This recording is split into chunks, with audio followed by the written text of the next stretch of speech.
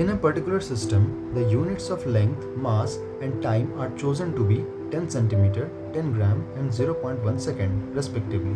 The unit of force in this system will be equivalent to.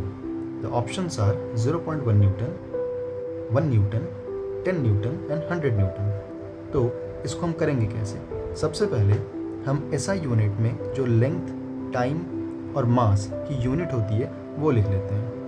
तो इन SI unit length होता है 1 metre, मास होता है 1 kg एंड टाइम की यूनिट होती है 1 second. But in this system it is given कि लेंथ की यूनिट हो रही है 10 centimetre, so L dash equal to 10 centimetre.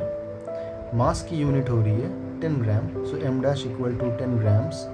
And time की यूनिट हो रही है 0.1 second, so T dash equal to 0.1 second. So this implies, अब फोर्स को डायमेंशनली हम कैसे लिखते हैं कि F equals to M L T minus 2. In old unit हम क्या लिखते हैं? F equal to 1 kg into 1 metre into 1/1 second square. ये ओल्ड यूनिट हो गया. बट इन न्यू यूनिट में हम इसे कैसे लिखेंगे कि F डैश इक्वल टू, अब kg के जगह हम लिखेंगे 10 ग्राम्स. मीटर की जगह या लेंथ की जगह हम लिखेंगे 10 सेंटीमीटर. और सेकेंड्स की जगह हम लिखेंगे 1/0.1 सेकेंड का whole square.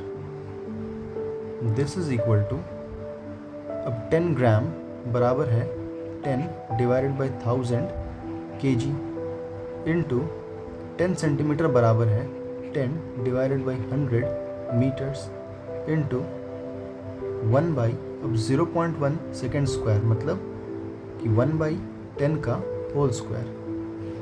Now this implies F dash equal to 1/100 kg into 1/10 metre into 100.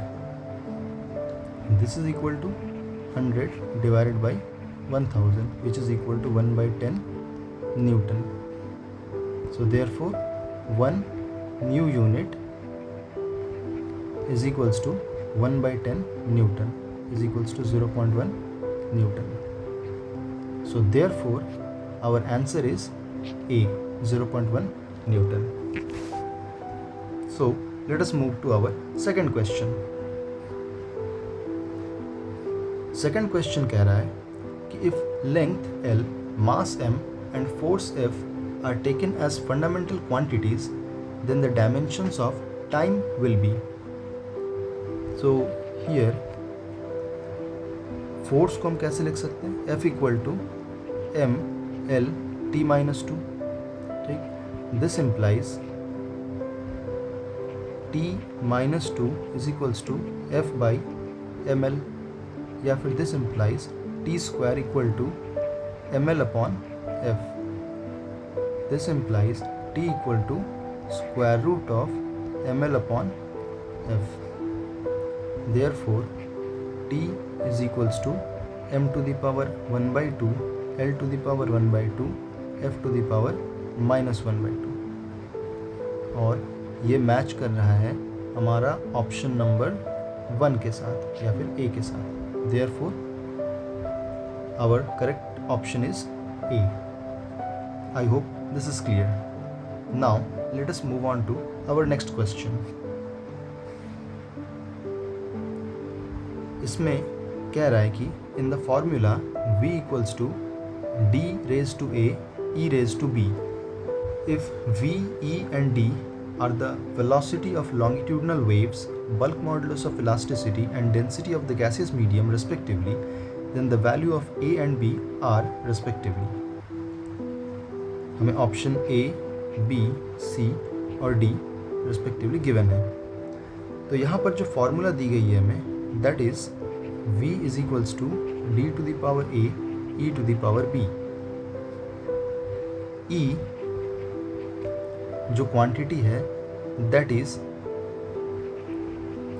Bulk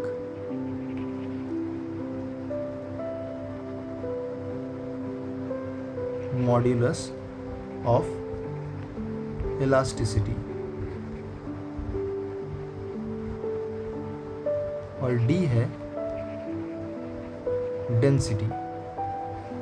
तो हमें तो पता है कि डेंसिटी की डायमेंशनल फार्मूला क्या होती है, दैट इज ml-3, क्योंकि डेंसिटी का यूनिट होता है kg पर मीटर क्यूब। और बल्क मॉडुलस, इसको हम कैसे रिप्रेजेंट करते हैं, if you know the formula, it is represented by minus of delta P divided by delta V upon V. So delta V upon V ये होती है fractional change in volume. So delta V by V is dimensionless. So therefore E का जो dimension होता है वो pressure के dimension के बराबर ही होता है। और प्रेशर बराबर क्या होता है, फोर्स अपॉन एरिया। फोर्स का डायमेंशन क्या होता है, ml-t-2, और एरिया का क्या होता है, ml²। देयरफॉर बल्क मॉडुलस का डायमेंशन क्या हो गया, it is ml-1 t-2। Now हम इसे किससे इक्वेट कर सकते हैं, वेलोसिटी। सो वेलोसिटी का डायमेंशन हमें पता है होता है l-t-1 and that is equal to d raise to a, और d क्या है, ml-3। So ml-3 raised to a and e raised to b, which is ml-1 t-2 raised to b. So अब हम इसे लिख सकते हैं कि this implies m0 l t-1 is equal to m to the power a plus b into l to the power minus 3a minus b and t to the power minus 2b. This implies, अब हम दोनों तरफ m का power m के साथ, l का power l के साथ और t का पावर t के साथ इक्वेट करेंगे.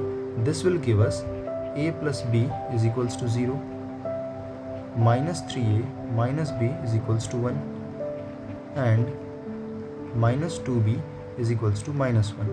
So this implies b is equals to 1 by 2. और इस b के वैल्यू को अगर हम इस इक्वेशन में पुट करें, we will get a is equals to minus 1 by 2. So therefore our correct option will be a, which is minus 1 by 2 and 1 by 2. और इसे हम अगर इक्वेशन में पुट करें तो हम v का फॉर्मूला क्या लिख सकते हैं कि v is equals to d to the power a e to the power b, which is equals to d to the power minus 1 by 2 e to the power 1 by 2. This implies v is equals to square root of e upon d, that is bulk modulus upon density of the gaseous medium.